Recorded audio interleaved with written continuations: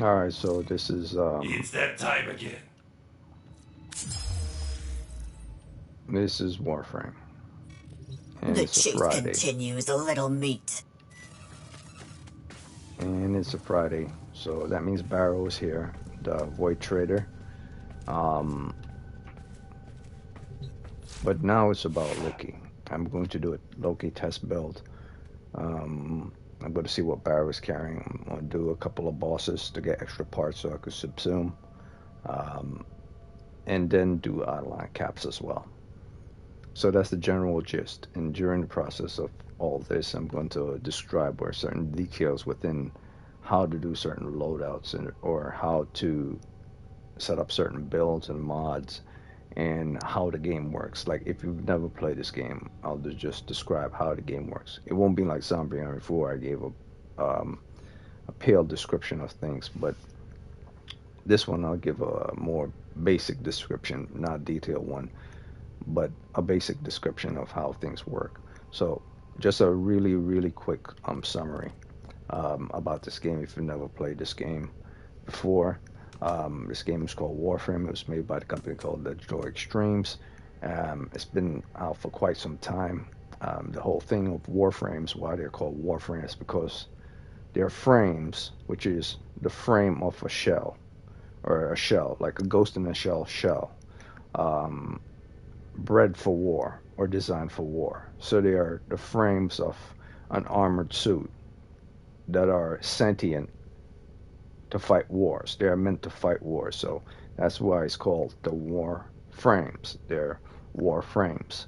Um, Plain and simple. Like the Iron Man suit. The Iron Man suit, Tony Stark suit, when it became, got, when it got life, or should I say when um, Ultron, the program Ultron, became sentient and aware.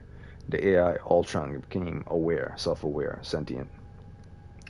Um, the shell of Ultron's body became more than just a shell. It became self-aware. So that's kind of what warframes are. They're kind of self-aware. They know what they are, even though they're kind of bots, but they know what they are. Um, so they're obedient to a certain level, but not to a complete 100% default, like unlike dogs and or cats and stuff that are also sentient.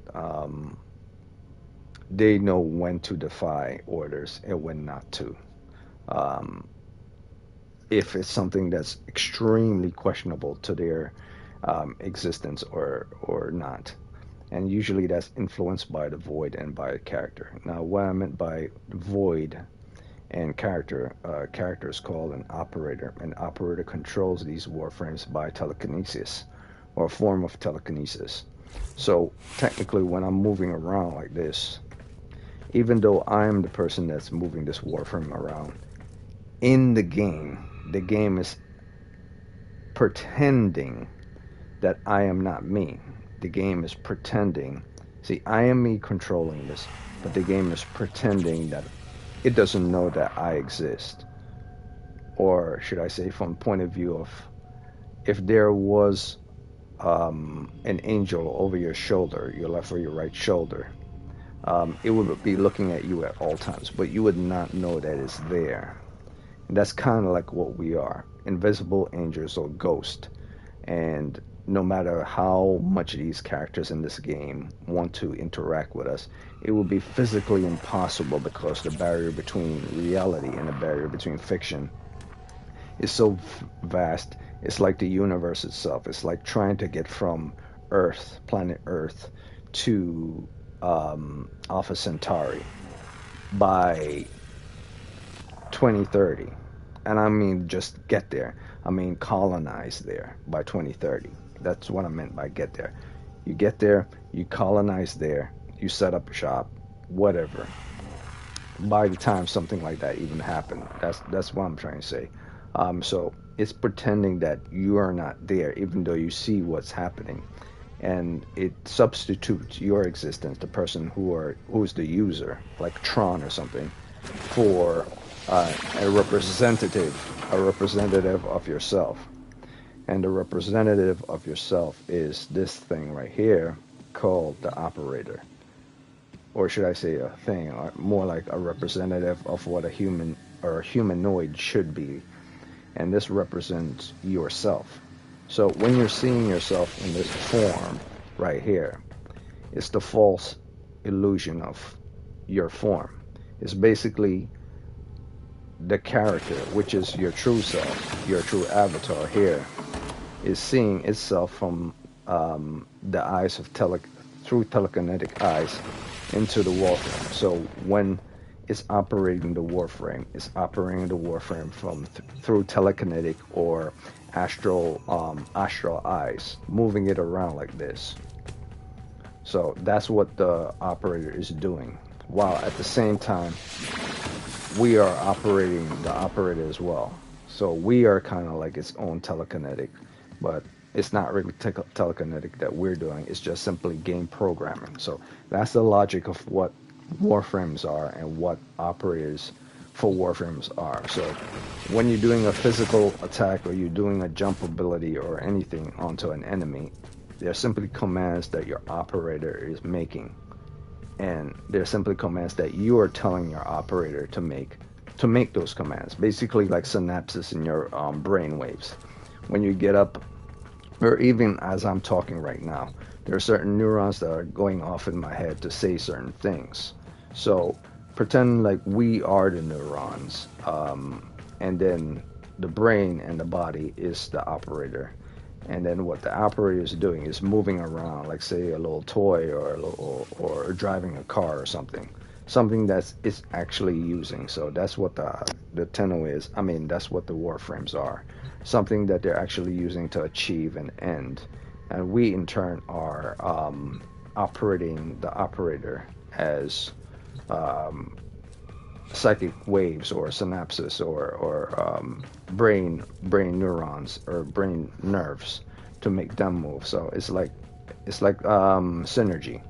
We are synergized towards the operator, and the operator synergized towards the Warframe. So that's a good small description of what Warframes are. Now the world that you see within Warframe is these planets and everything. These are actually the solar system. And into the future, sometime into the deep future, like really deep future, we managed to travel the world. We managed to live in space quite easily, and managed to drive from one planet to the next. It's kind of like having a car and driving from New York all the way to California. But instead of driving from New York to California, we're driving from Earth all the way to Sedna or the way to Pluto or something like that. It'll take you a long time to get there, hours, but eventually you will get there. Eventually you'll get to California within hours, like 4, maybe 5 hours, 6, 7 hours. Doesn't matter. You'll get there before the day is over. And that's the same thing for our solar system. You will get there before the day is over. So it's taking what would normally take in our technology right now days, even weeks to get, or maybe even months just to get to the furthest planet within our solar system, or even beyond, months to go beyond our solar system. It would take the Warframe ship just a couple of hours to go beyond our solar system, and just within a few hours or maybe even hours to get from one close planet to one distant planet, like from Earth to Uranus or something, or from Earth to Jupiter, or from Earth all the way to Pluto. So that's something that should be considered when you're playing Warframe. It's like, okay, so we're not on another planet. We're not in a different galaxy far, far away. It's still Earth. It's still our solar system, but it's in the distant future where it's not called our solar system anymore.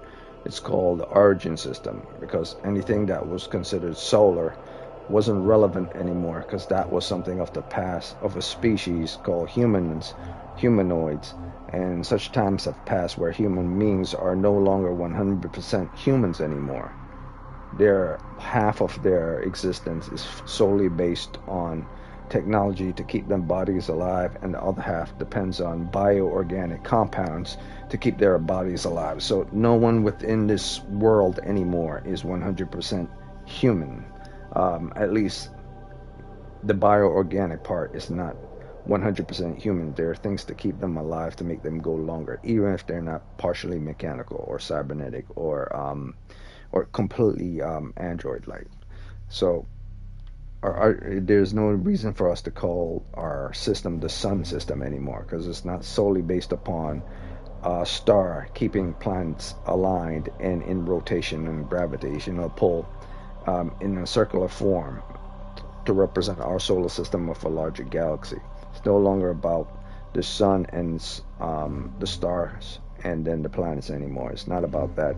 It's about the history of the world itself, or the history of the solar system itself, where we originally came from before human beings weren't really considering themselves humans anymore. It was no longer about being human. It was more something much bigger than that, and that's why it's called the origin system.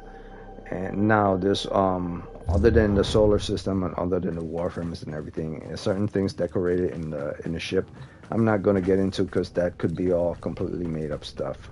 And the design of the ship is simply based on technology of ruling class of this time period, which are a combination of two forces, which are Corpus and Grineers.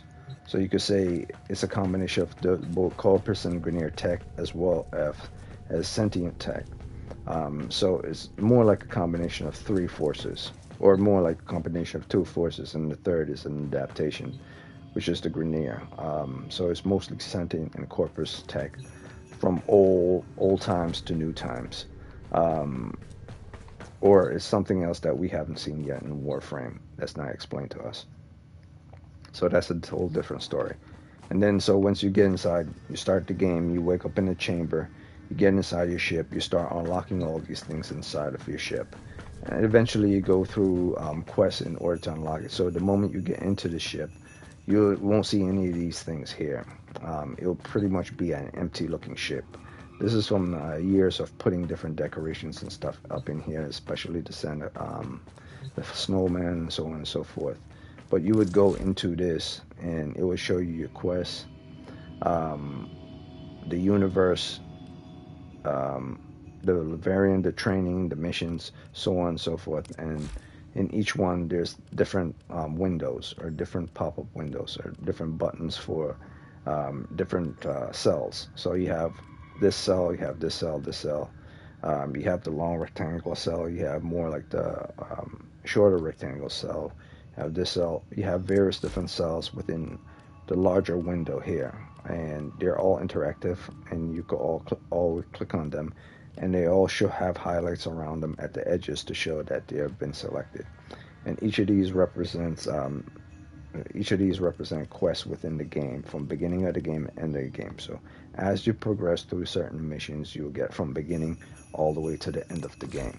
And that's the basic gist about Warframe: completing quests and unlocking more things up in your ship, as well as getting certain decorations so you can put in your ship every time you complete a quest.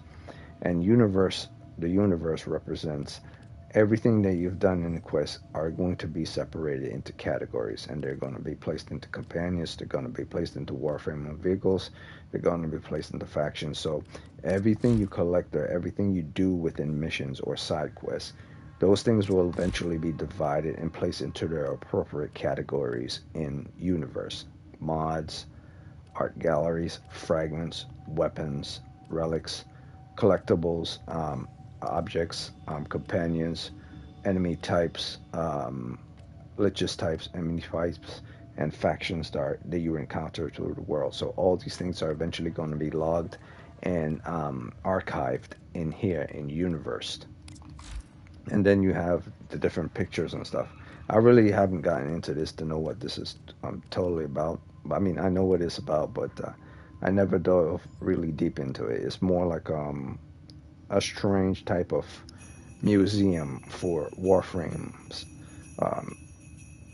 Well, that's basically kind of what it is. It's like a museum for Warframes. And then you have the training and everything you learn in the game that it teaches you, it doesn't go into a universe. A universe is its own log entry for various different things that you collect throughout the world. But anything that you've been trained on, everything that you learn in mission, everything that you achieve in mission that has to have something to do with learning, whether it's new things that you're learning based on new updates or old things that you're learning from the past, those things are separated and logged into here and put in certain categories like damage. Everything about log damage for training you, for learning about log damage, anything about crafting, everything about upgrading, everything about advanced melee, everything about advanced movement, all things that you've been trained are logged here. And then same as missions. Missions aren't logged in the same place that you assume in universe. Once you do missions, it will be logged into universe because you've done it in the quest. So anything that's a mission should be logged into universe of various different things. And technically, you would be right. Like missions should really be put within the universe of log entries. If you're archiving things, archive of missions should be placed within universe as well. But they decided to separate it. They decided to separate training. Decided to separate missions, and they decided to separate Lavarians into certain sections. They could have all squeezed it into a universe, but they were more concerned about you scrolling all the way down to find all these things. So they decided to put it in a nice little way of putting them in different their own separate windows. And within each separate windows, they all have their own individual links towards each cells. So each of the links had their cells, their rollovers and stuff, and they were placed in different sections. So that's a nice thing also a nice thing with regards to the game. It gives you the opportunity to not have to scroll down too much. If it becomes convoluted, they decide to create R1 and R2, another window, and place those things there. There's also the factor of if you're first starting out this game and you want to learn where certain things are really quick, but you don't want to search all day. There's the search option. So every time you go in a codex, or anytime you go into the market, or anytime you go into anything in this game, even in your arsenal, there's a search window. There's a search in the market, so you could search for something specific. There's a search within your codex, so you can search for something specific. And then there's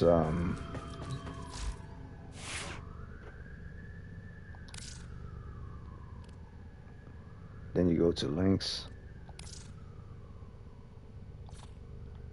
No, is it? It's not in links.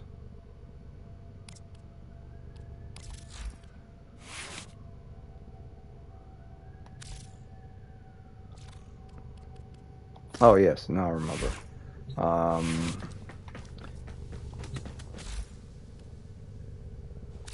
Yeah.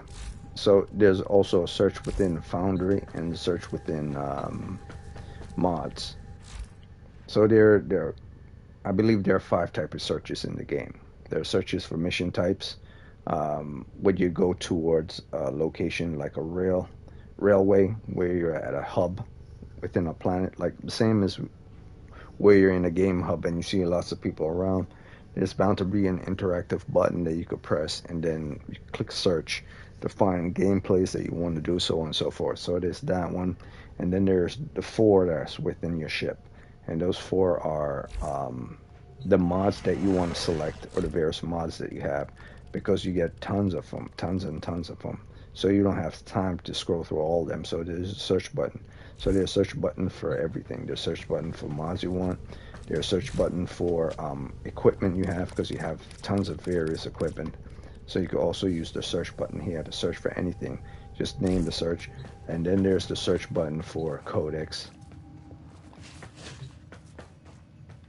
Then there's a search button for the codex. And then there's a search button for the market.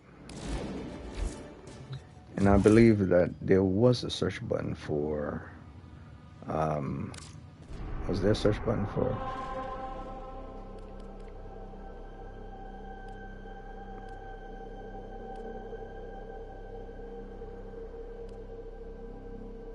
No.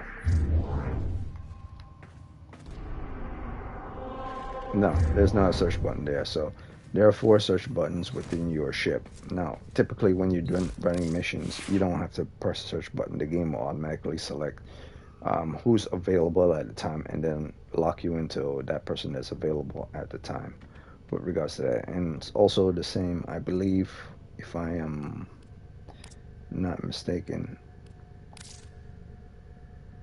Yeah, there's also a search button. So there's more than 5. There's more than 5. There's also a search button for equipping certain customization for armors, or putting certain hairs on characters, or putting certain suits, or putting certain hoods or stuff. So you could also always go to search type and type in the name for a different type of way to customize. So customization is also a search. Um, Yeah, so customization is also a search as well. So there are technically probably 5 or 6 within your ship that you can use the search button on when you're trying to look up something specific. One for customization, codex, mods, equipment, buying stuff from the market, as well as various mission searches. And I believe the last one might actually be.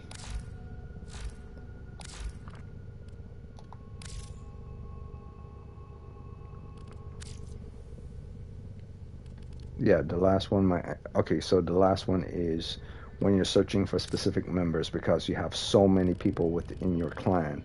It's a ridiculous amount that you can't scroll all the way to the bottom to find them. Now, there's not a lot of people on in my clan right now, even though it shows like a lot, but there's not a huge scroll bar at the side, so I don't need to scroll down. But if they were to jump on today, a lot of them, there would be a huge scroll bar that then I would have to, like, say, I would have to type in the name of the person rather than to go all the way up and down. Same as, for instance, let's say all my offline members today, because there I have 368 members, and the ones that are offline right now are 300. Actually, I have more than 368. These are just the ones that are offline. I have about 400. Um, so say I want to scroll down all the way through 368. It would take me forever to get there based on the scroll bar. So you just press the search. So that's a nice thing that they have. You have the capability to have the search. You also have the ability to have R1 and R2 within your accessible UI, so you can move left and right for interactive buttons. You have logs, you have news, and you could click on them, or you could press R1 or R2 to get from left to right with regards to them. And so that's another thing with regards to the clan that's very helpful, as well as in the game that's very helpful. You have R1 and R2 that you could use to go from left to right, or you could just click on it directly. Not a lot of people who make games will do that little extra step with regards to interactive buttons. That's why another reason why I like Warframe. It gives you a lot of options. When people are talking bad about Warframe, like, your game could be nice and shit hot and stuff, but you don't have the options Warframe does. The accessibility, the easy movement, the easy flow with regards to text, the easy use of text, the easy rendering of things, the most convenient. I believe this is the most convenient video game of all times. I'm truly mean this. This is the most convenient video game of all time because I played Destiny before. I've played Doom before. I've played Souls game before. This is the most convenient game when it comes to your UI. And I don't just mean that to like to brag or to say hype up this game. I mean they make sure that they really did the hell out of their UI. Like, you can increase the distance that you can see field of range, but then you can also increase how you density of your field of range. But then you can also increase for your field of range when you use your weapon. That your weapon can zoom in with a distant field of range or a shorter field of range, and then you could do something like, say, you could customize your theme for your Warframe so that as you see my character sitting here, my character doesn't have to sit here and use the same one. My characters could sit there and have a different background here, a different background here. And that's just for logging in. That has nothing to do with playing the game whatsoever. That's just one thing, just for logging in and of itself. So today I'm going to use this just to use this because this is what I got for as a renewal background, a reward. I'm going to use that just for today. Technically, I wouldn't do it, but I'm just going to use that for today. Um, I'm going to use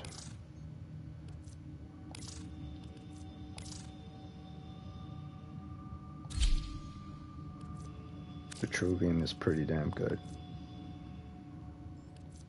Should I use this? I like this one. All right, so this one and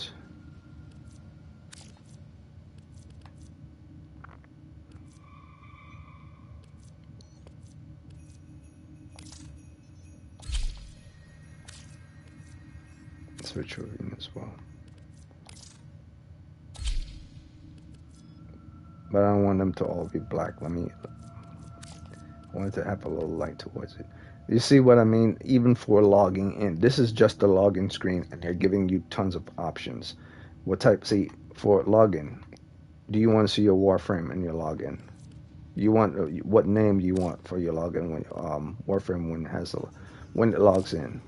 Like who would do that? Who would play sound? See, you can play the sound. Do you want to hear sound when you log in?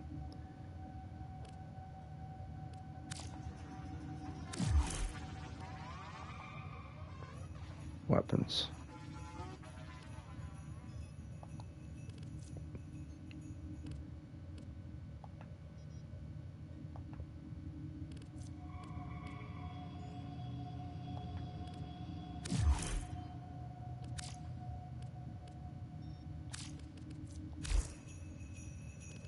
Alright, so I'll skip something like that. Actually, maybe that was a bug. That's weird. Oh yeah, it was something I was seeing before. It wasn't part of it. Or maybe I'm completely wrong and you can do it.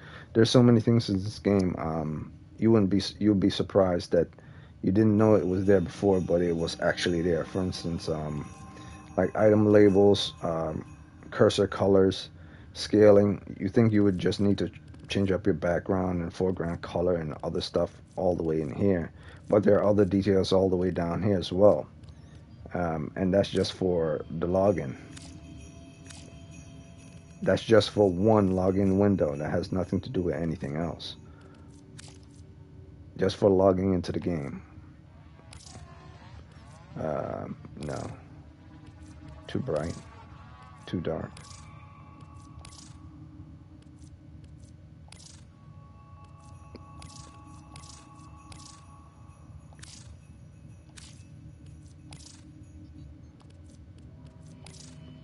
Oh, it's way too bright. It's not bad. Kind of like that, but don't I have a yellow? No, I don't. Now, I don't want to waste time doing this, so I am just going to get to the next thing. 1, 2, 3, 4, 5, 6. Alright, screw it. I'll just keep it for there right now. I don't feel like purchasing anything. So, yeah, that's just for login. That's just for that one thing. And I already spent like 5 minutes just trying to go over certain things that are detailed there. But that's just for one thing. And then you could increase your amount of numeric separators, and then you could also increase your cursor sensitivity, accelerate your cursor sensitivity, hubs. All that stuff seems to be normal until you get past that and you go towards the bottom, which is you get to ability dots and reticles, and then you go to banner on cast, then you go to the enemy names, then you go to health over enemy names. A lot of games won't have all these details, like having your enemy names, having health over enemy names. A lot of games wouldn't even do that, those details, or to have your pet names within the combat be over the pet names. Most games will just have your pets without even a name that you could see on the pets while you're in mission. This game goes to the trouble of making you remove that even on there, and that's just for one section, one column section details. And then there's another column section for images. And it doesn't seem like it's long because it's not. But it's not about the length, it's about the specifications of what it is. Now, see, most of this is normal. Motion blur, depth of field, so on and so forth. This is all normal stuff. So standard, I would say, when it comes to visualizing everything within the game, this is about the most common one out of all the other columns. So, or should I say, your account is the most common one out of all the columns, and then visuals. Because then you get into something like your controller, which is highly more detailed, and then you get into something like sound, which has greater detail, and you could turn off certain things. You enable, don't enable. In bed, you can increase and decrease volume control. You can make something monochrome or make it sound like it's surround sound. And then, of course, the normal one is just brightness and graphics and so on and so forth as well. But the interactive one is the most detailed one of them all. Well, actually, not the interactive. The control is the most detailed one of them all, and then interactive come in second, and then I believe social come in third, and then system will come in as um, sixth, and this coming as fifth. This coming as sixth, and then the last two will be obviously video and account. Because I think accessibility is a little bit more, the more going for accessibilities than for the system itself. So there's a lot of things going on in this game. So most games will just have one, two, three, four, five columns, and in those five columns they squeeze those additional four other things or three other things within those columns. So technically most games will only have like 4 or 5 columns, and then it will be short at the halfway point, even though to make it look like they have lots of different options within their game by having more columns. But if you see the length of the side of the length, if you're not scrolling down in a column like you do in this game, scrolling down for a long time in a column and with just one column, then that means that game doesn't have a lot of options. For instance, this game doesn't have a lot of options when it comes to a system. This game doesn't have a lot of options when it comes to its interface. You just scroll up once and scroll down twice.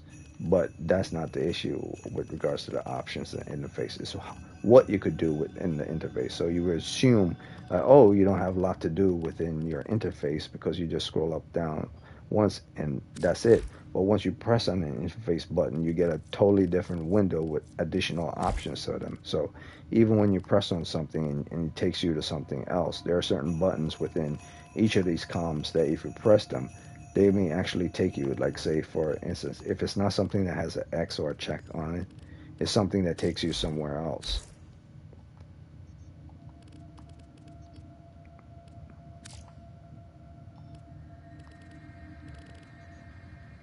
See, these ones all have checks on it, but if they don't have a check, it'll take you somewhere else to a different window. And then there's for what these are. So same here, takes you here, and then here you have this whole list of different people you ignored.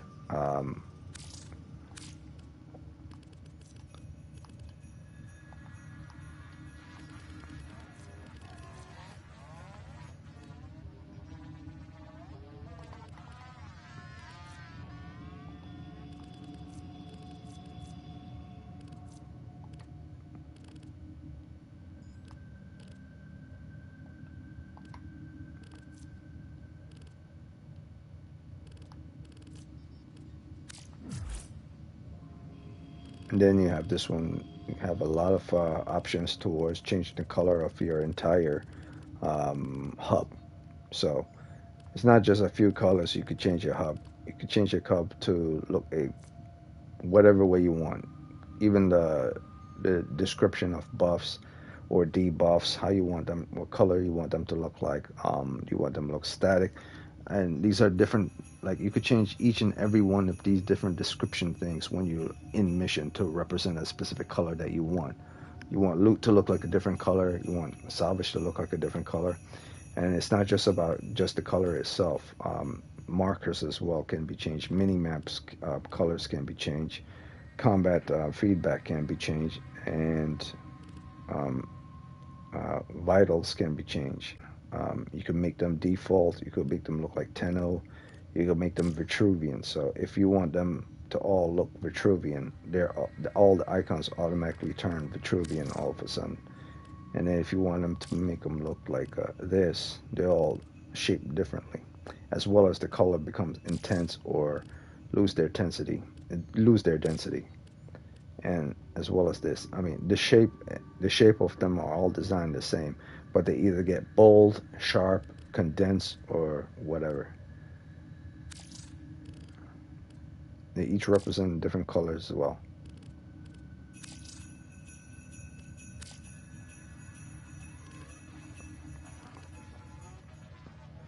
And then you could have it like that.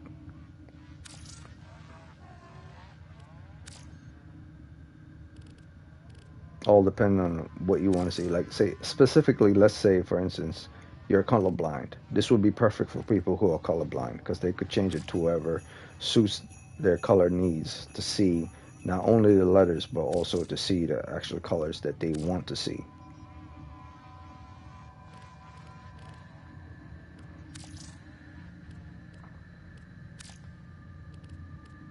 I'll just go with this. It's most logical to me.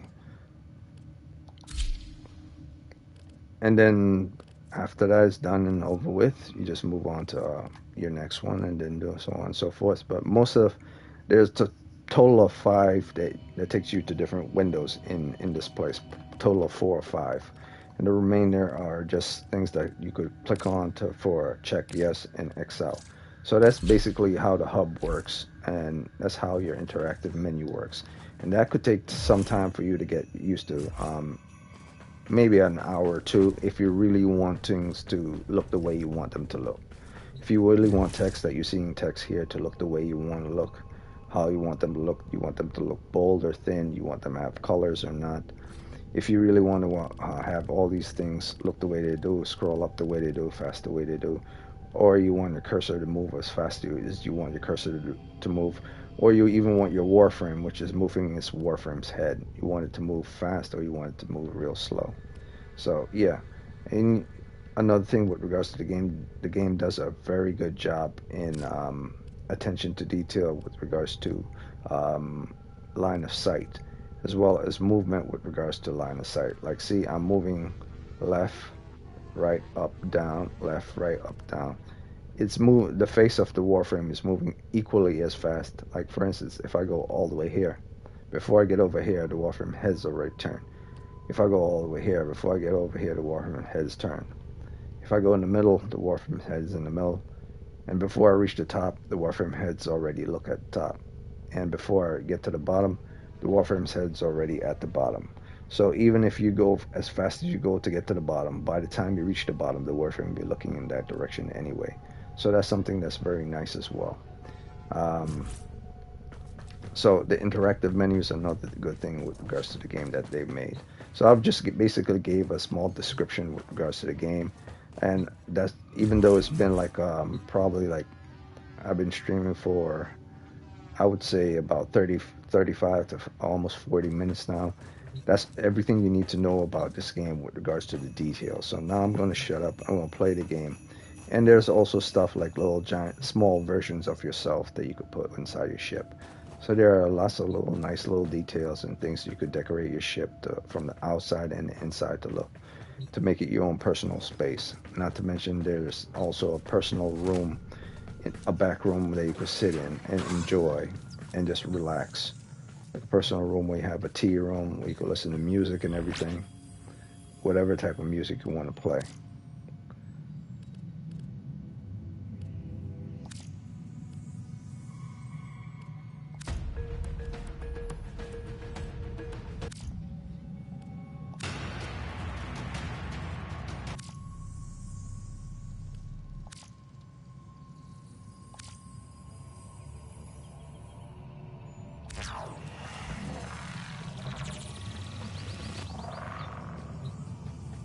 And it will play as long as you're in the room, and it will keep playing when you're in the room. So if you just want to feel a little ominous wave and play your stuff, yeah. And then you have your own fishes, and you have your own pets, and so on and so forth. So that's just the way it is. but it doesn't just like end with you in your room. It's like a sound system for your entire ship. So one moment you turn on the sound, it's not just in the room itself, it's for your entire ship.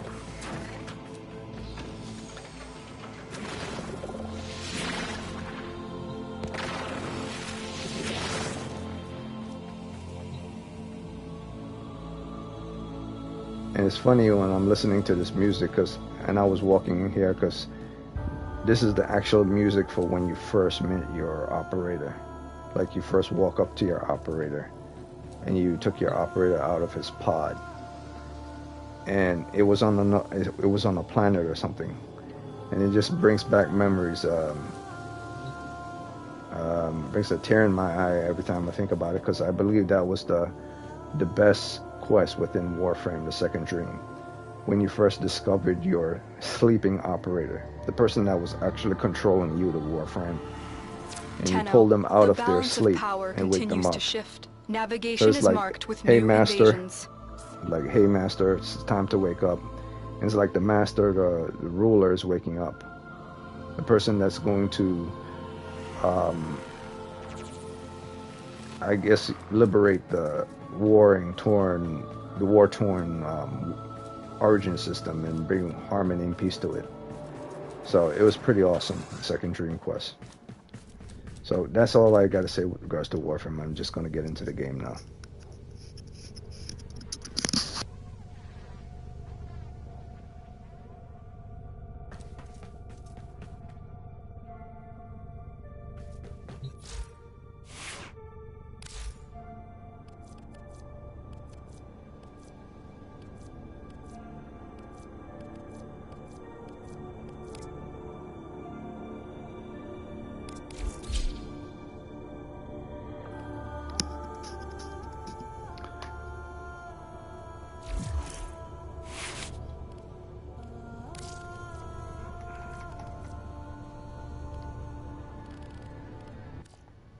So the first thing I'm going to do is the Loki Warframe.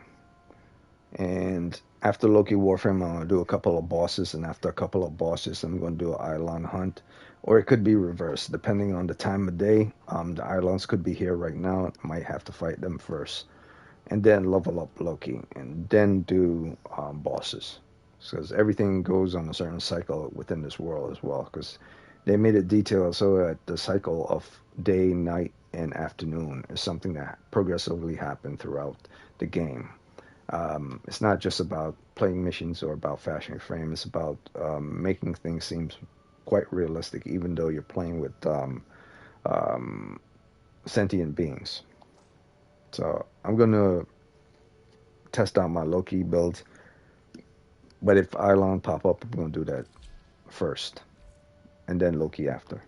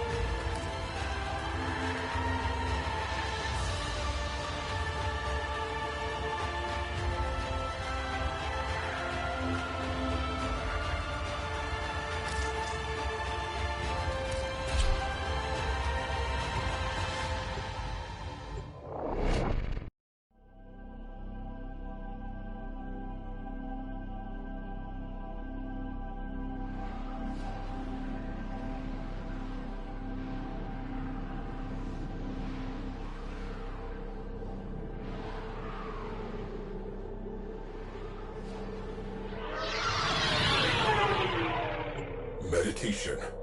That which can be destroyed by the truth should be.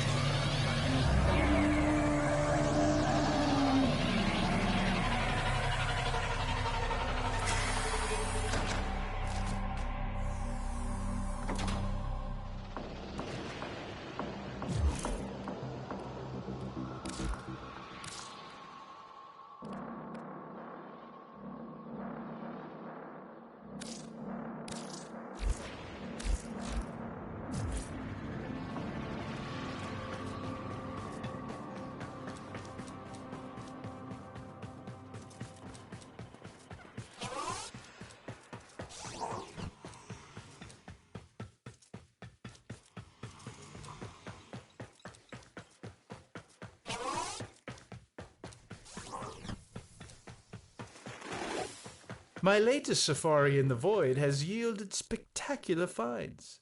Unique items for the Tenno of distinction.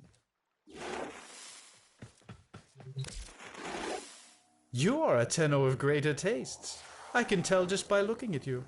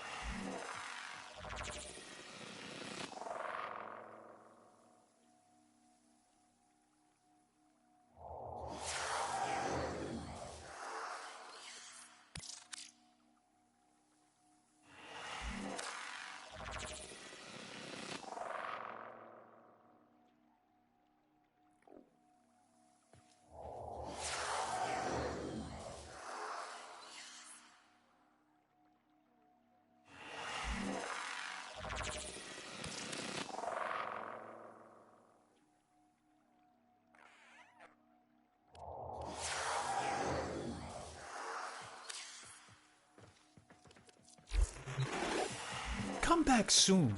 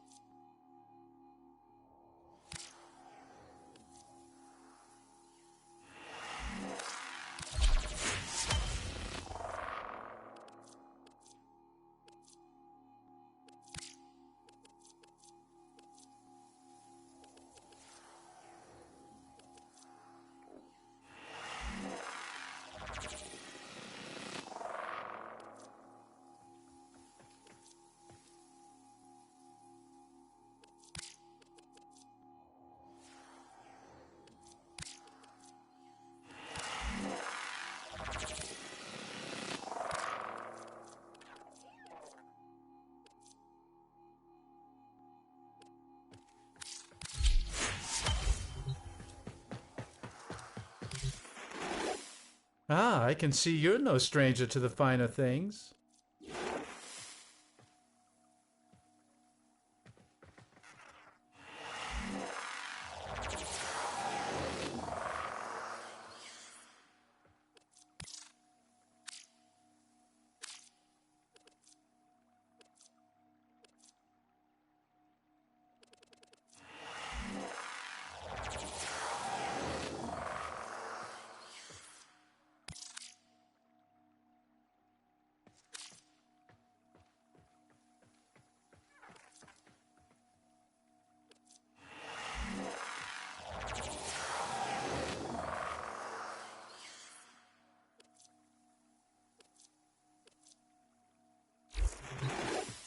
Next time I'll have something you'll want. I'm sure of it.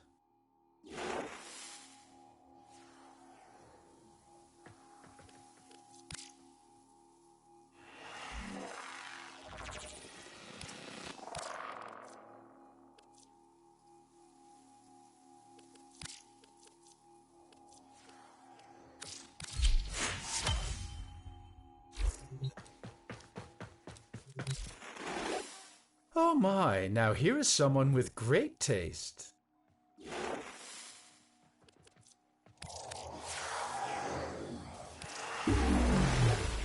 An excellent choice. Be sure to visit again when I have new finds.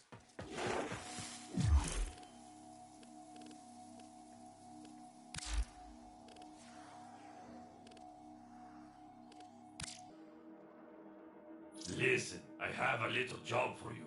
Interested? Hey, Eternal, check this deal out.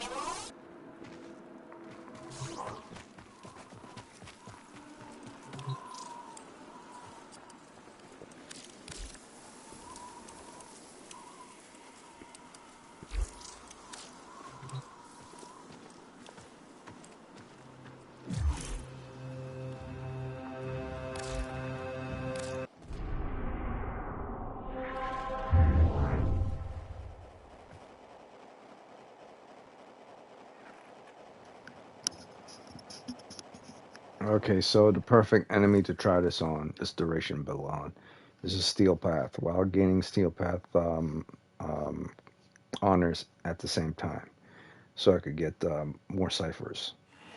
So it's a win-win in my book. I get to fight against enemies who are above level 100 to test out the duration build. Might die a couple of times, but if I don't, I will be able to see if this is a good build or not, rather than just doing simulation and spending time without earning anything in the process. So as long as I don't die more than 4 times, I'm good. Or should I say, as long as I don't die more than 3 times, I'm good. So I'll probably switch it to Steel Path, and then I'll do Steel Path type missions within the Origin system.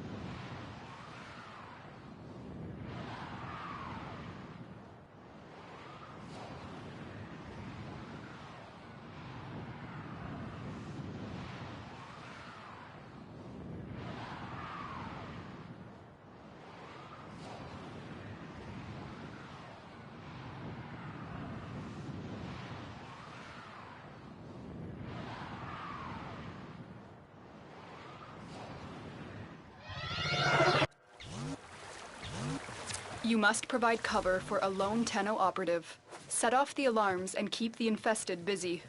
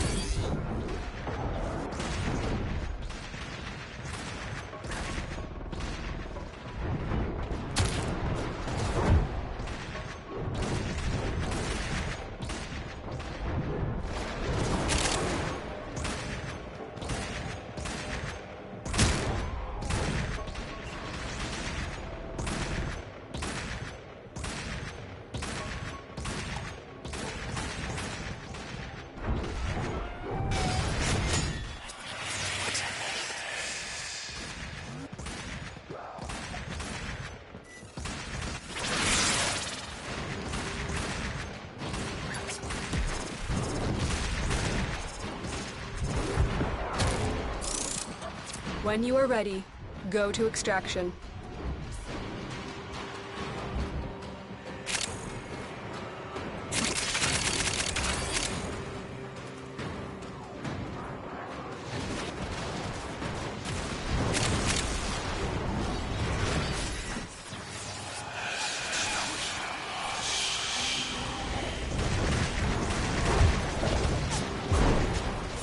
Spore saturation is nearing critical mass. After that point, no amount of life support will save you.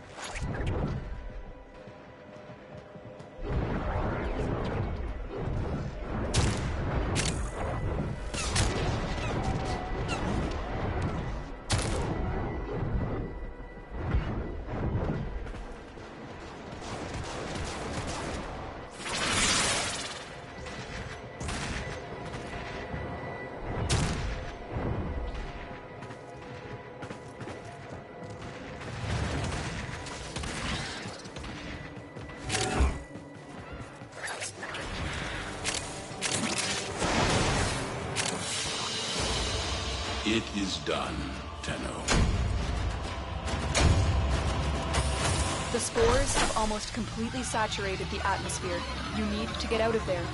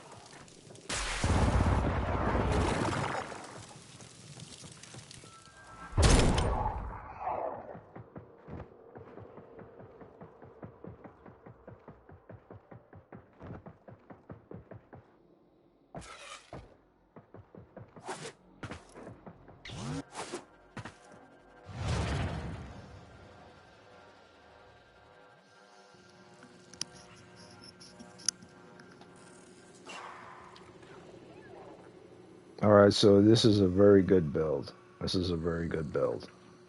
Um, normally, you would, thought I heard someone there for a moment. Normally you would want to put a Loki up against Exuma's nullifiers, because that's his weakness. Enemies that could remove him off invisible and kill him, like you see before. But those were level 167 Exumas. They're very high. I believe the highest this, you could simulate enemy for is 170. 170. Actually, they were at 170. Exumas nullifiers. So they were the highest enemy of the standard type. Now, I believe that they're also they're elite versions of the normal type. So these are all normal types. These are corrupted bombers. These are corrupted heavy gunners. These are corrupted nullifiers. So they're all higher level of the max. They're all max level of the highest of regular types. Now I believe the highest type, the higher strongest type of these type of enemies are starting. They start off all at 170, and then they escalate up from 170 to like well, I guess if you go from the base level of where they are in the strength level, from anywhere from level 20 to level, I guess the bombers are at level 30 or something like that, 20, 30, or level 15 to level 30. I guess you would say, or level, I guess you could say starting from level 17 is the weakest of the corrupted. So level 17, weakest of the strongest corrupted is 17. Like level 17 bomber would be 17. So the strongest of the level 17 bomber would be level 170 bomber. So I guess you could say the strongest of the elite of the bombers will be we'll start from the weakest of the strongest, which is 170, and then it'll escalate up to 1,700, which will be the strongest of the elite bombers. So I had no problem taking out these enemies and with Loki, because it's based on duration, and I'll probably still have no problem taking down a level 1000 enemy, but it will take me a long time. As you see in this video, this simulation, even when they're moving around and shooting at me and stuff, as long as you have Hush invisible on you and you're hitting a specific character, the enemies aren't going to all congregate to that location because you have Hush invisible on. And as long as you have, let me leave simulation, orbiter, and as long as you have max duration, or at least extreme high duration on that exceeds 250, then you might die once or twice if you're not paying attention. Like I died once because I wasn't paying attention and I wasn't maneuvering. I shouldn't have died at all. But against the strongest of the regular enemies, you would probably die once, just like I did. But if you're going up against the strongest, like the max out 1,700 of the max out for that enemy type, I say you would probably die 2 or 3 times. Actually, no, not 2 or 3 times, just 2 times, if you're not paying attention. And you'll probably need stronger modifications on your weapons in order to do that. So it took me that long to kill all those enemies. It took me that long to kill all those enemies simply because whatever I have to set up for my weapon, for my melee weapon, is enough to take down these high level enemies at their standards. So if I were to fight enemies far stronger than they are, like 10 times stronger than they are, it would have to, my total damage will have to be 10 times 2,000. um, which is 2,500 damage.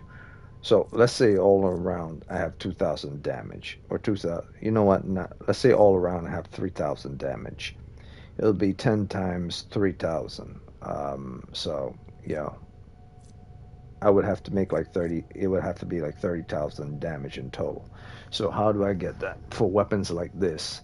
What weapons can you give me a damage ratio of anywhere from 20,000 to 30,000 damage? Because the minimum you will want to have is 20,000 damage overall in order to take down the big boys. Now, I doubt you're able to get past 10,000 with a melee weapon.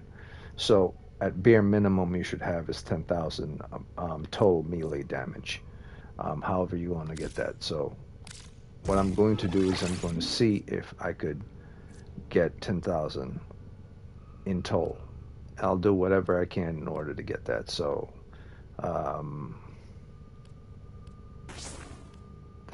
I'll keep this on. I'm not worried about that. I'm not worrying about this. I'm keeping everything on that does overall total damage. Overall total damage, like increase overall total damage. But this is a slash weapon, so let me remove out of that. Actually, yeah, this is a slash weapon slash impact weapon.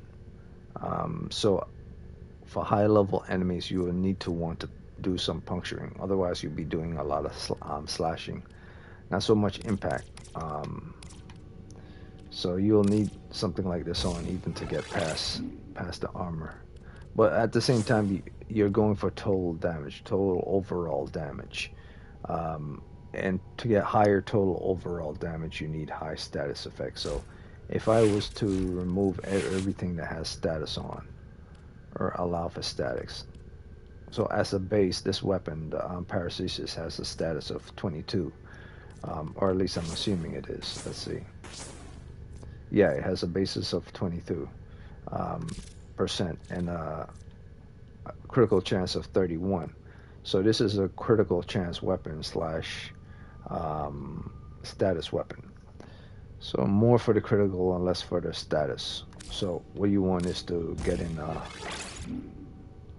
and obviously heavy, like I was doing nothing but heavy attacks. So you'll want something like this in there anyway, and a high multiplier in order to get it out. Because I doubt that you'll be able to get past 10,000 with the Paracesis. So you'll need double multiplier effects in order to do that. So it's less about well, I guess it's also about critical chance as well. So it's less about slash and it's more about multiplier.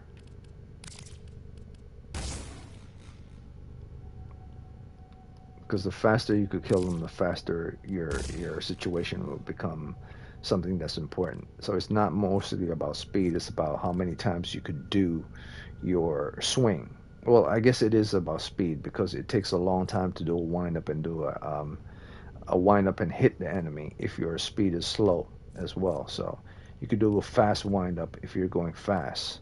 So in a situation like this, even though it's giving me overall damage, it's really taking away from my wind up speed. So that wouldn't work out anyway.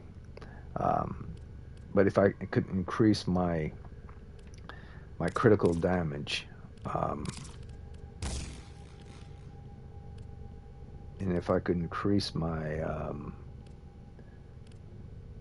I have to do consistent wind up. I have to do consistent speed. I can't depend on something like this as I go. I need consistent overall speed, constant speed to go as fast as I need to go. At the same time, get out overall damage. So this is not good either. I need more damage. So what I'll do is I'll start with nothing but damage first, and I'll see if I could at least get to anywhere close to 10,000. If I could get anywhere close to 10,000, I should be able to manage to throw in a couple of multipliers and then one other thing. So how to do a lot. These are the for this build, since I'm going to be doing nothing but heavy attacks, I'm going to need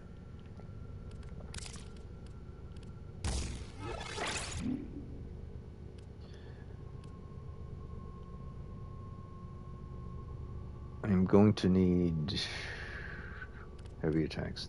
This.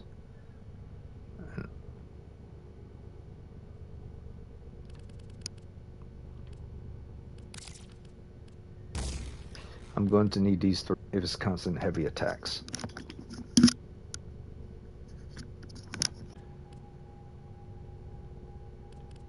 And 80% damage per status type affected. So if they're not affected, then it's pointless. I need finisher damage, 60% finisher damage. But I don't need 60% finisher damage. I need immediate finisher damage. Um, does Loki have finisher damage? Well, let me just.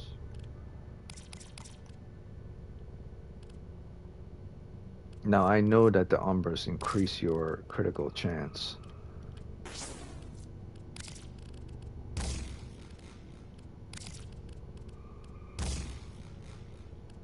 So you got a critical chance of 100, and now you can work on the multipliers. For this, I'll use this multiplier right here. So critical chance of 100, a multiplier of 4. I should be fine. It's not really fine at all. Because now total damage is like not even anywhere near where I want it to be. Really bad on total damage. But the critical damage is, critical chance is very high.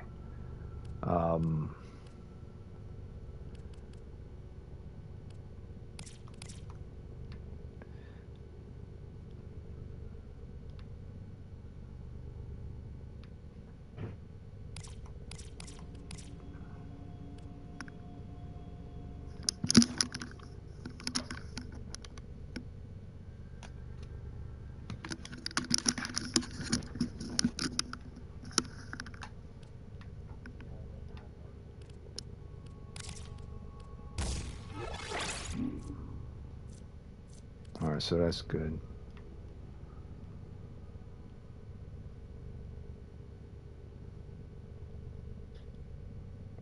I don't think this weapon can even get to 5,000. Let me see.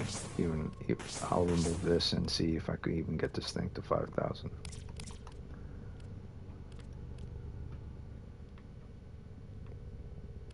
Put on overall damage mods. I think elemental damage also increase mods. Increase the total damage amount.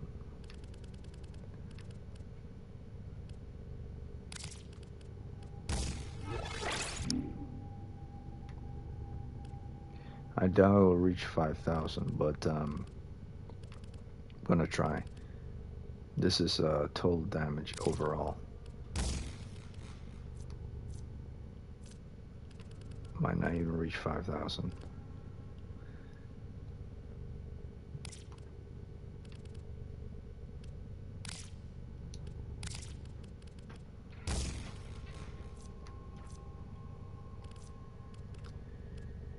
Need something powerful, more powerful than this.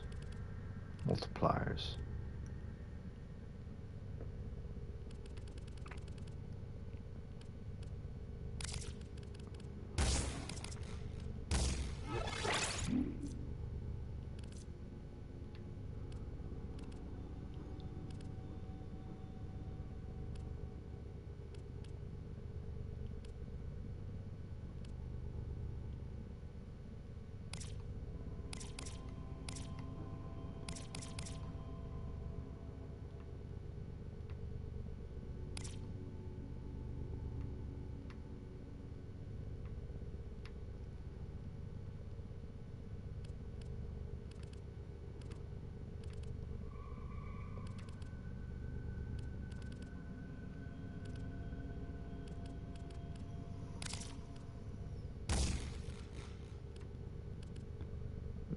this whole...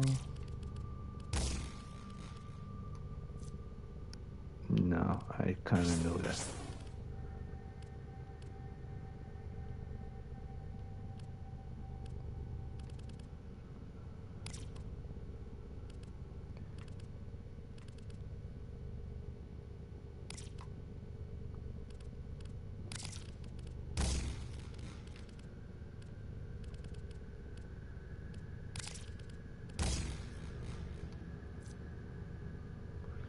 Yeah, it doesn't even get it there.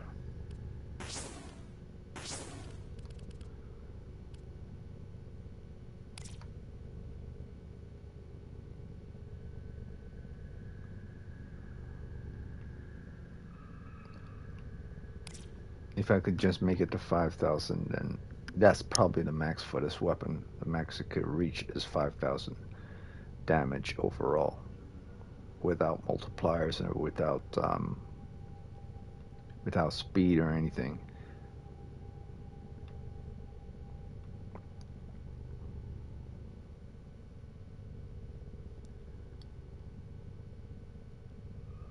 But I need stronger mods in order to do that.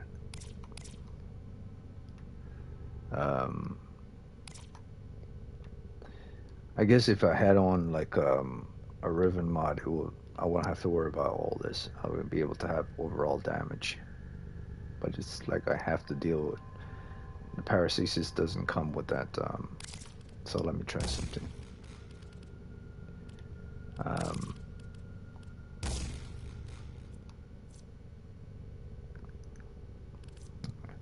Yeah, I probably will only be able to get it to like 4,000.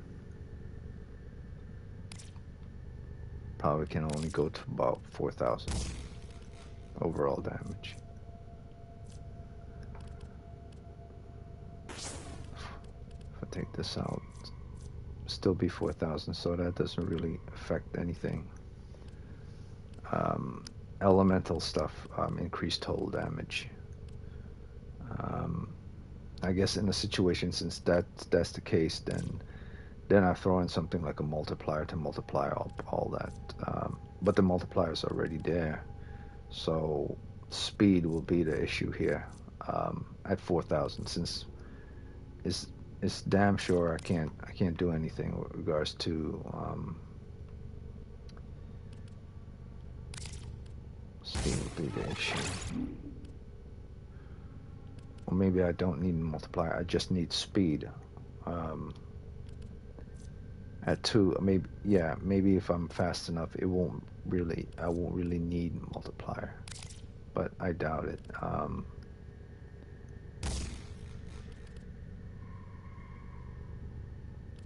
At 128.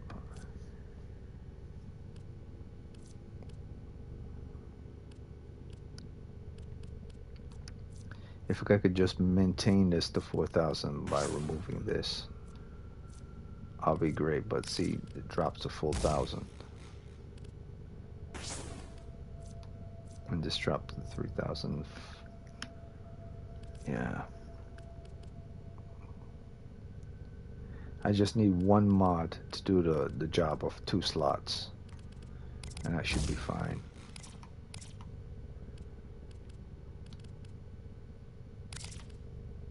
Because these status chance mods don't do much of anything unless I'm going for quick kills.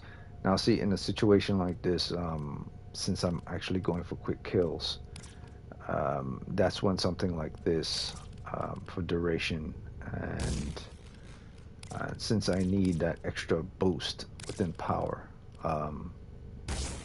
this will work fine. But I need multiplier to multiply up those heavy attack damage. So I need that multiplier.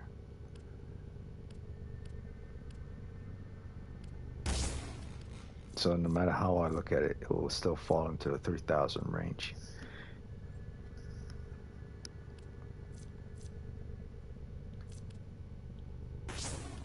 Because this goes down to 2. I mean, I can basically slash an enemy once and then it goes away. But that's pretty much all I really need. One huge hit.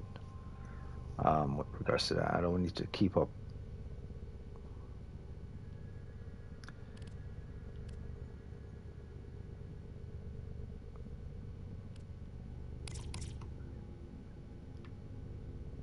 There's only one way to find out.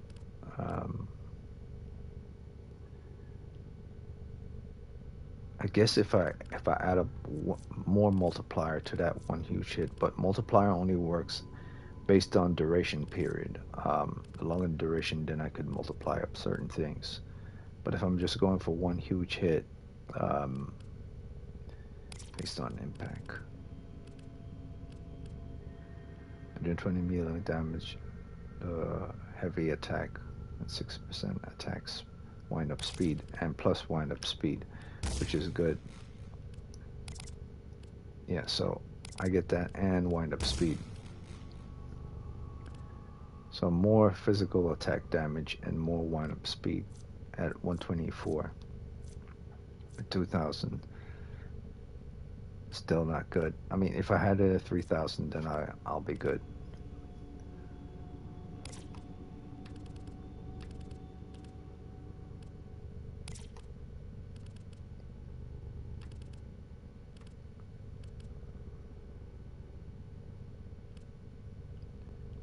I wonder. I doubt it. It's probably go down even more. 1,400.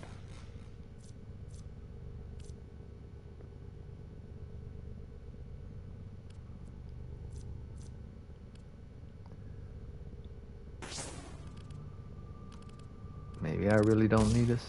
I don't know.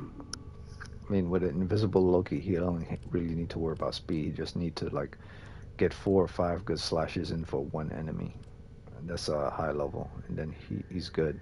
Before duration runs out, you have to turn it back on and then do it the same thing for the next enemy.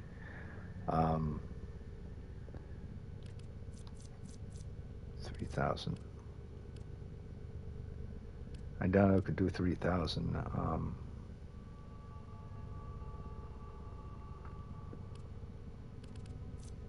The duration period is so short, it'll be pointless. So it's really about more damage.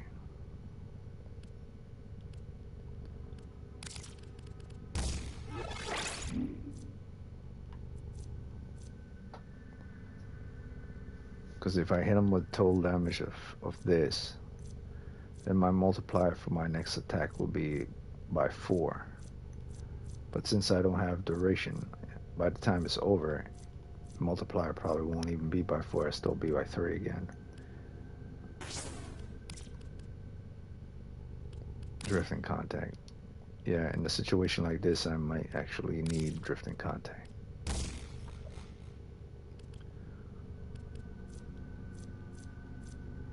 That's why I need a river mod. I need a river mod for the paracesis. If I have just one river mod for the paracesis, and that one river mod increase my attack speed as well as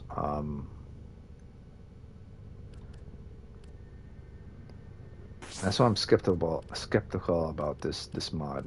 Even though my attack goes up, the faster I do my wind up attacks or any attack, the faster the enemy goes down.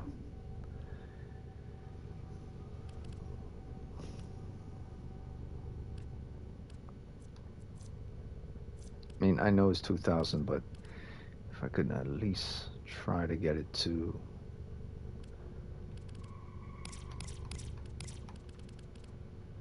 not so much this or this, like 31.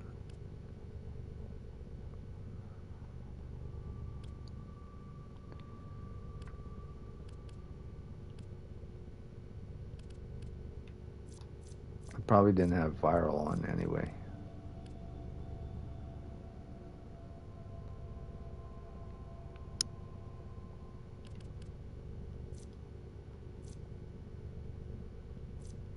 But I really don't need critical chance. 'Cause even at high levels, then this little bit of critical chance won't do much of anything.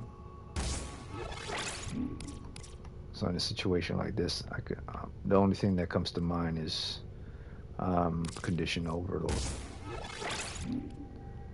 Because if I'm going to replace spoil,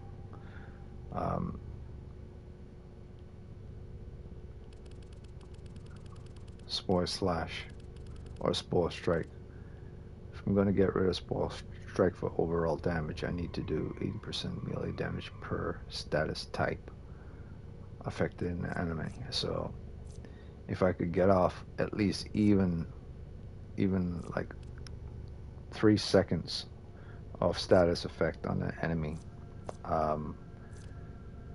be able to do 80% melee damage of overall 80% of my overall damage towards the next attack. So that's pretty good.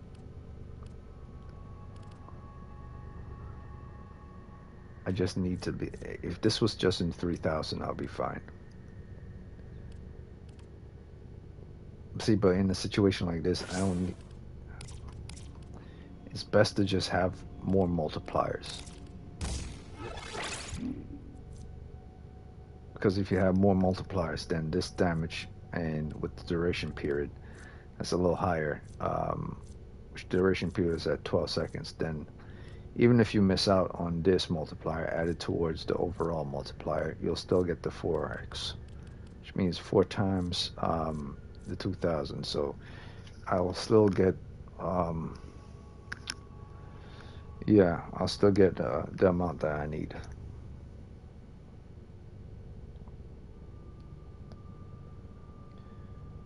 Yeah, probably get like good 16,000, maybe. Because when I had the 4x at the standard 4x with 2000, like if I kept it at 2000, it'd be 4000 damage. 2000 the first time, and then another 2000, that's 4000 damage. And then the 4 times the 2, the 8000 damage.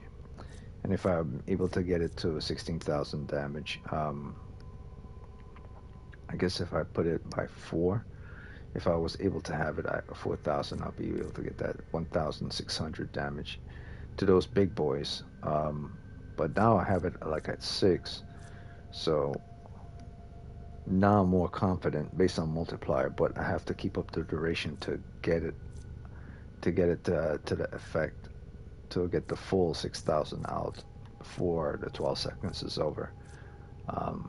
That means multiple heavy swings before 12 seconds is over.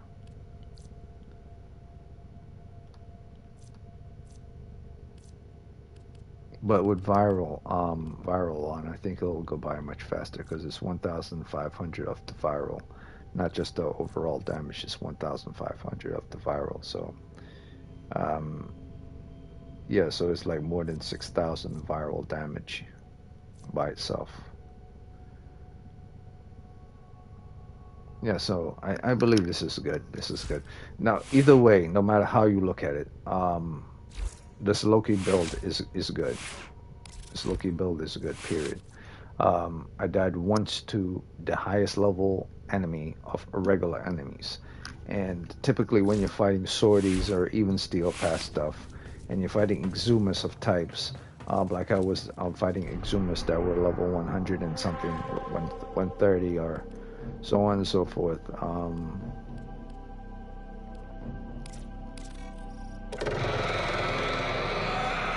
These are all standard enemies, 50, 60, 70, and then to level 100s. And then you fight, start going past level 100s, you get into the actual high elite level territories. Those elite level territories are enemies that go from the standard base of 100 to the highest, I believe, is highest locations, which are 140 something or 150 something. Let me see.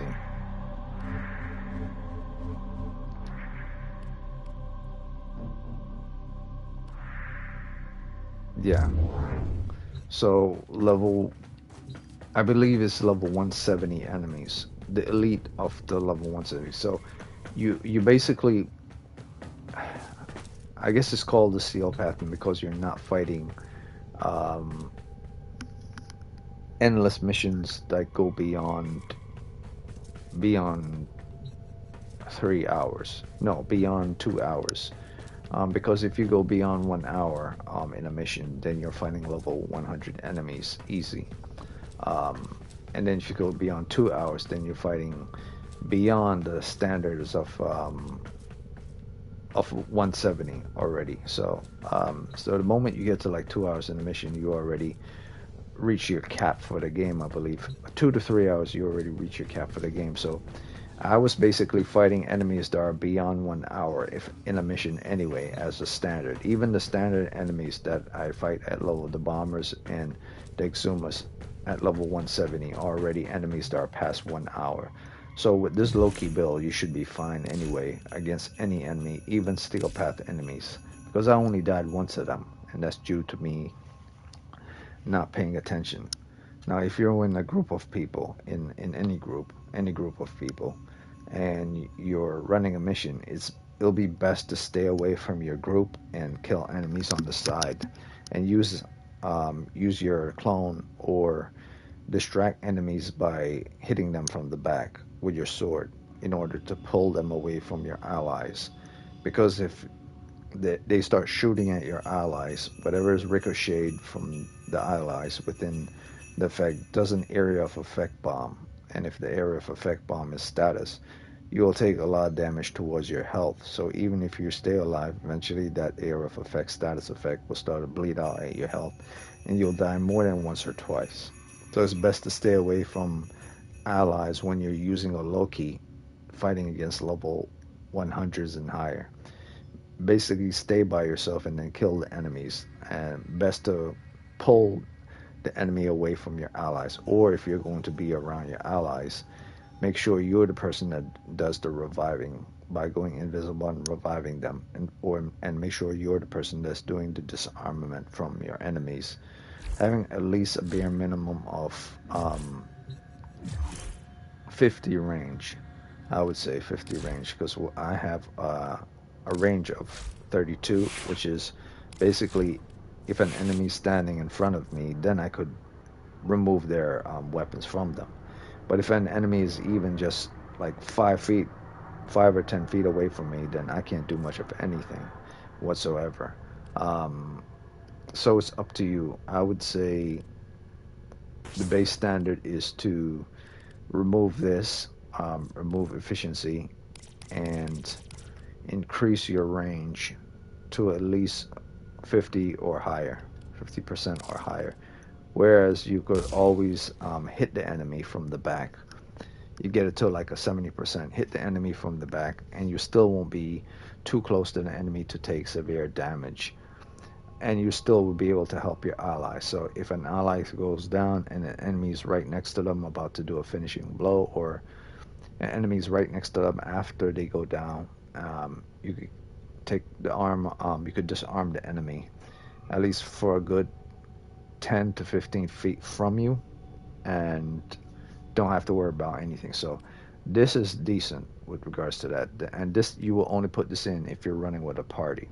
Now, if you're not running with a party, the balance of power continues to shift. Navigation is marked with new invasions. now if you're not running with a party, then you put in streamline.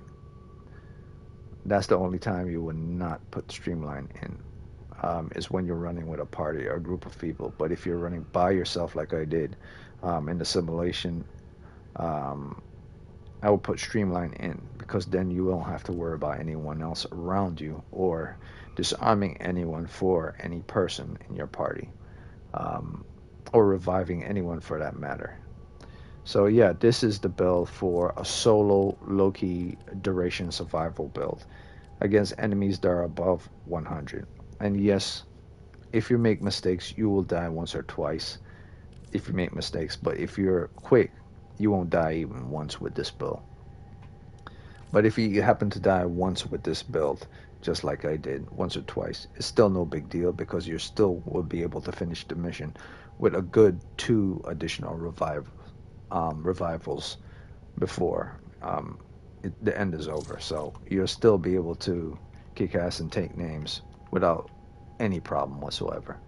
So that's all I got to say with regards to this Loki build, and that's it for this today. I just needed to test it out on higher level enemies, and what I'm going to do now, I'm going to do boss runs.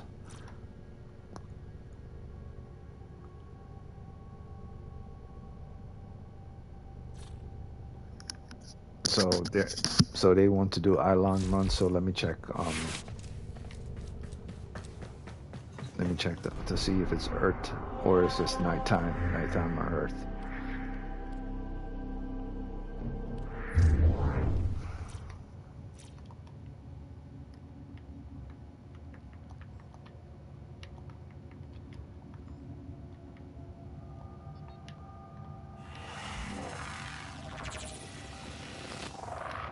Night in 1 hour.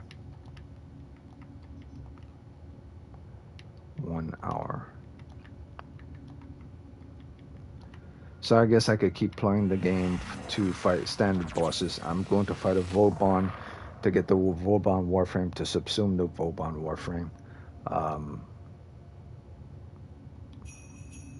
And then I'll see if I could do some dailies. But since I'm on for over two hours already, testing out the Loki build, and speaking of on the Warframe, but mostly testing the Loki build, mission, and simulation, I believe I'll be on for, not exactly sure what time it is now. Let me check the time. The time is now, where I am right now is 10:30. So I'm good for another hour. Yeah, so I'm good for another hour, and that means I could run a boss, and I could do some dailies. So within an hour, I'll be able to run an Eidolon mission with these guys, but it'll be the last thing I do before I get off. So now it's just running dailies as I need to get the Vauban. So I'm just gonna host some Vauban Warframe parts farming, if anyone's interested, and see if no one joins, I'll just do it anyway. So if I remember clearly, Vauban was Captain Vor, or was that Excalibur? No, Excalibur wasn't Vauban. Excalibur is Krill. I believe Vauban is actually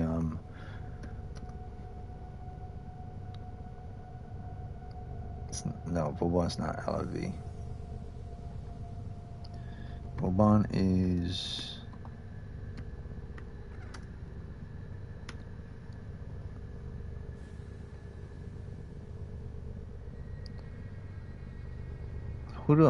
I'm trying to remember who does Vauban drop for boss. You know what? Let me look it up rather than trying to think about it.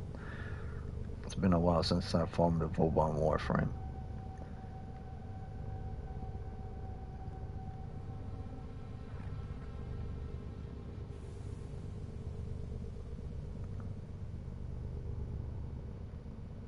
Drop by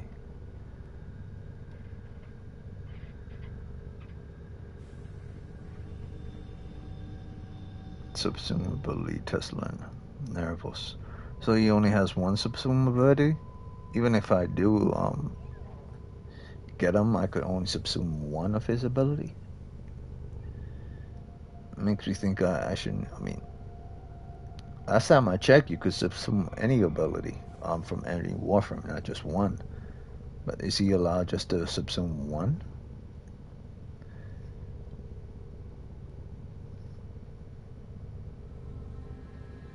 If that's the case, then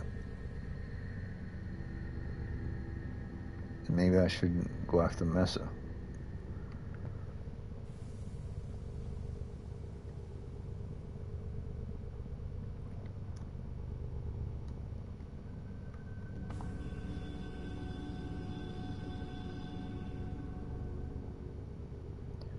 Actually, you know what? I'll go after Cora. Okay, so, but I really want to do a boss. I really want to do Vauban. But his ability is garbage though. Tesla. That's ability is not good. It's best to get like a Mesa or something like that.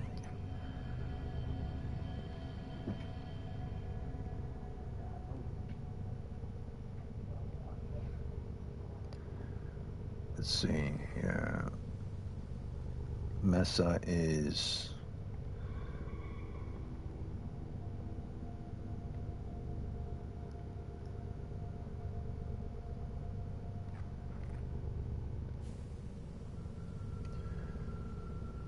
I wish these things would just say what they are and make sense from the very beginning, rather than make this big old description of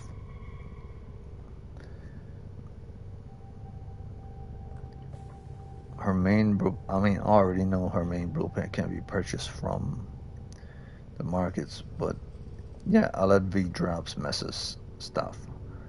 So LV is Messa. Maybe Vauban. You know what? I keep saying Vauban, but he's pretty much his Tesla ability. I mean, his subsume ability is kind of pointless. It's a good Rhino. Okay, yeah, his subsume ability is pretty good. Rhino, Warframe. I mean, they definitely can't use Iron Skin because I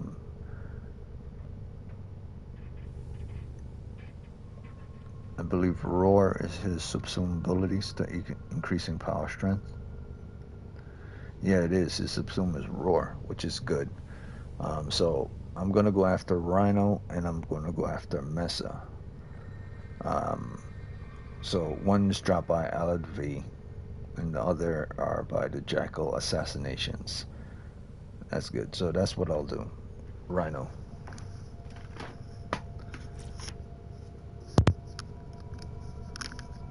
All right.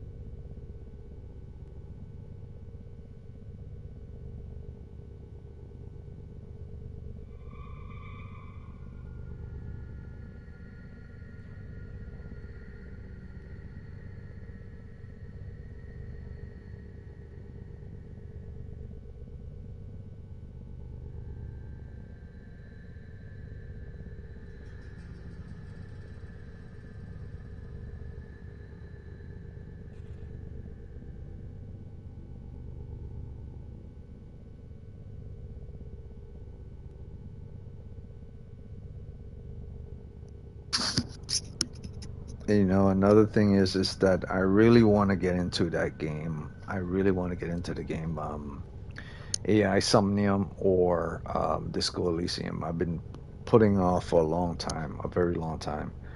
Um, if I manage to do so, then I'll be able to do that. If not, there are three games I really want to get into. I haven't got into for like months, and they've just been sitting within my inventory for months on end. And that's Disco Elysium. There's AI Somnium, and of course JoJo. I believe I should get into JoJo because one, because it's to me JoJo is just part of what I grew up with since I was a kid. So I might actually do SNK and JoJo. SNK for just like 30 minutes, and then JoJo for about a full hour today. I really want to get those done with. But if I'm going to get those done today and real quick, real fast, then I can only do this for about an hour.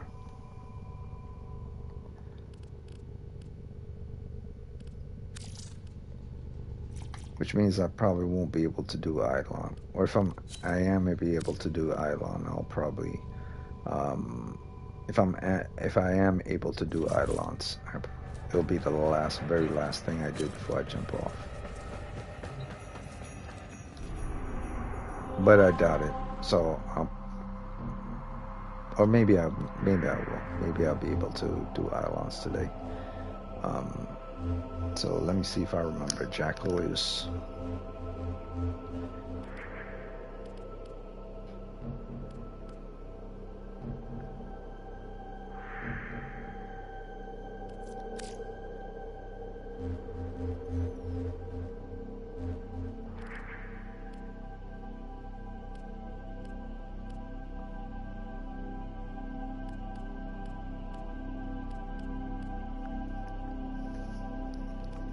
I'm trying to remember the Jackal boss. Planet for Jackal boss. I'll have to look it up. Jackal boss planet. Warframe.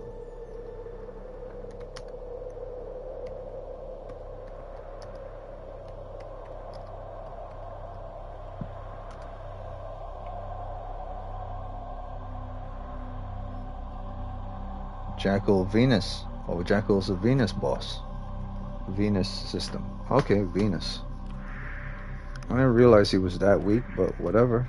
Alright, so I'm going to do Venus boss for Bell. For the Jackal. To get the Rhino Warframes. I mean, yeah, the Rhino Warframe. So, where here? Defense. Survival. E prime. Mobile D. Usually you, oh, there it is. Fossa. Assassination check.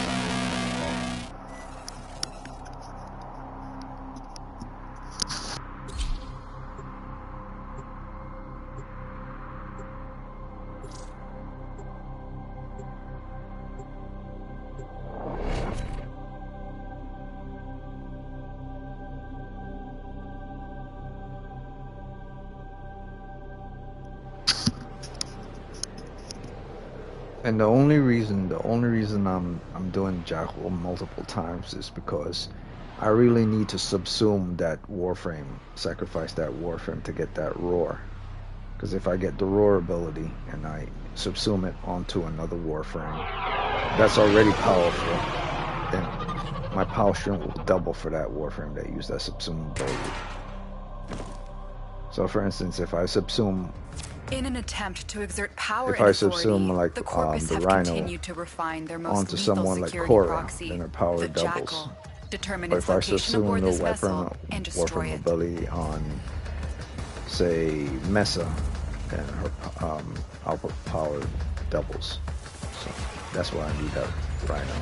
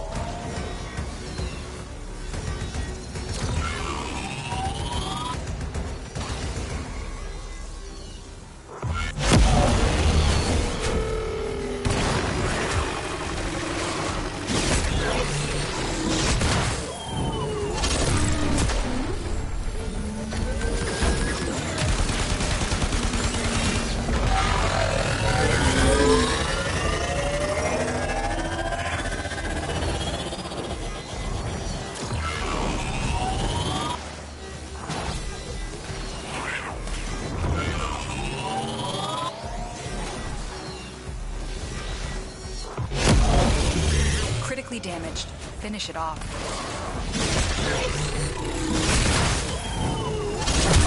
Well done, Tenno. You have sent a clear message to the Corpus today. Their war profiteering will not go unpunished.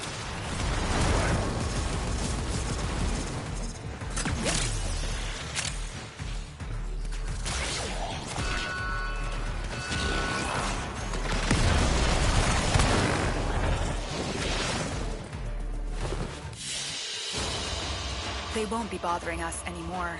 Let's get out of here.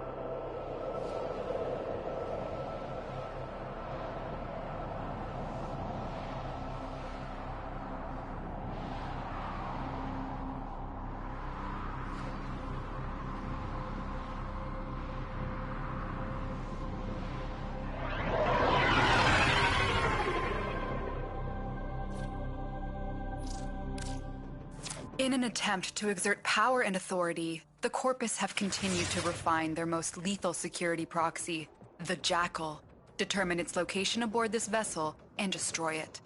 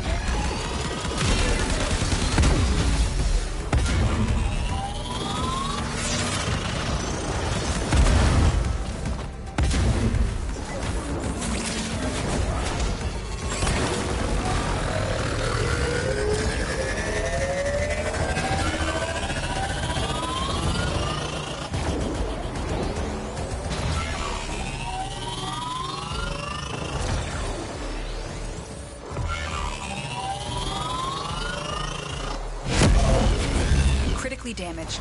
Finish it off. Well done, Tenno.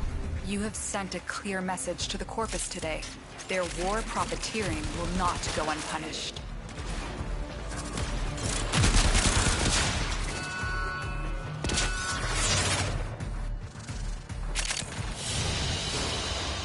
Target down.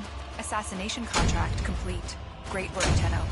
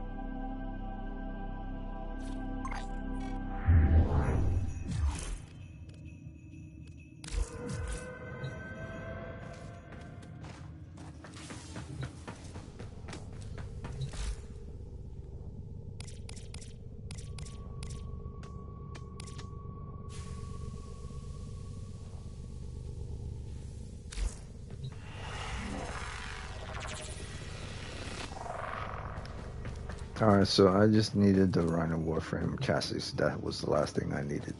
Now, the blueprint for all these Warframes can be purchased in the market, so you never have to worry about farming the blueprint for any Warframe. You can just purchase the blueprint for any Warframe using credits. You don't have to purchase the blueprint off the Warframe using platinums. So the game is generous to you and gives you the blueprint at a purchasable rate based on credits themselves. But the other stuff you have to farm in game by yourself. It's not the same for every Warframe, but for most of them it is. So let's see here. Rhino. Alright, so Rhino is a Warframe that costs 371 platinums, which is like $20 or something in real world money. But you don't need to do that because this is not that type of game. This game you could just purchase his blueprint with just the credits that you earn in game, and then every other part you will have to farm by yourself and then build it by yourself. The whole platinum thing is just as a secondary option if you don't want to wait. But most people take the time where it takes them a couple of days and then they get it anyway. So it's not like you really have to purchase anything in this game. And people say, well, you really have to. You really don't. You could wait for a couple of days or for a week and then boom, you have it. So it's not like you're desperate, or it'll take you forever to get something in this game, because it don't. This game is more generous towards you actually purchasing real world stuff. Or not real world stuff, but in-game stuff with real world currency. It's very generous with regards to that. Where most games, like a lot of Ubisoft games, that's a totally different story. So that should tell you one of the reasons why a lot of people still don't play For Honor anymore. You know, after a while they start saying, "Oh, this game is not balanced," but because it's not made to be balanced, that game was made to be balanced. It was made for you to spend money on. And because it's a business, they saw it like a business, just like Fortnite is seen like a business, just like I guess our playground is seen as a building. As a business. Um, and so, they do certain things that are kind of questionable, and they're called to court and all this other stuff because they're trying to build up a business and make as much money as they can. Why, while at the same time seeing what they could get away with. So after a while, people get pissed off when they go to other games and it's like, I don't care what skins you have or what DLC you brought out or what you've done this and this. Like, yeah, whatever, man. You had your chance and you blew it. So I'm glad you got your little money when you got your money. So, let's see here. So now I have the Rhino blueprint, and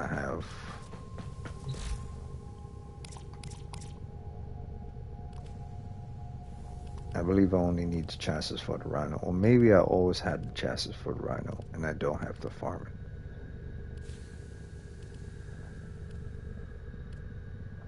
Yeah, no, that's the Rhino Prime chassis, not the Rhino chassis itself. So I still have to get the chassis from Jackal anyway. So might as well build these together.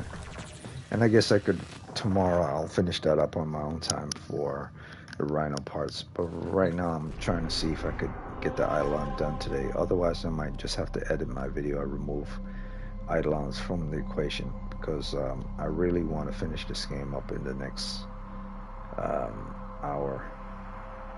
Well, not even the next hour, in the next 30 minutes. And it's looking less and less likely that I'll be able to do that. Because it's night in 1 hour. But 1 hour was like 30 minutes ago, so it's probably like 30 minutes. So I probably won't be able to do Eidolon Hunt today, and I might have to edit my video and remove Eidolon Hunt from there. But so in the meantime, I'll do other stuff such as dailies. But the whole purpose of this game was to see how the Loki would operate under duration purposes of finding Exumas and higher level enemies and high level missions. So I'll try them out one more time on another Steel Path mission because I need more Steel Path points. But it should be already self-explanatory that based on Steel Path enemies that are level 135, it won't be no problem because I fought enemies that were level 170 in the simulation that weren't like standing in place, were moving around, both Exumas and Bombers. So I'm not worried about that.